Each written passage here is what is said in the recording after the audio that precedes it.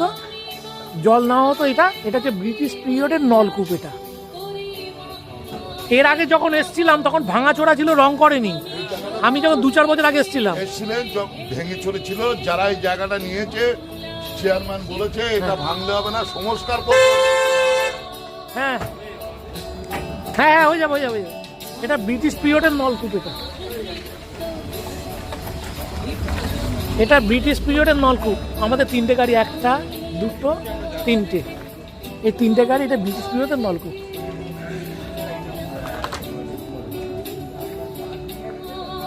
এগুলো দেবত্ব সম্পত্তি। এই প্রপার্টি গুলো একমাত্র গভর্নমেন্ট লিজে নিয়ে কিছু করতে পারে। তো বিগত 2 বছর পৌরসভা থেকে লিজে নিয়ে এটা একটা পিকনিক স্পট করা হচ্ছে।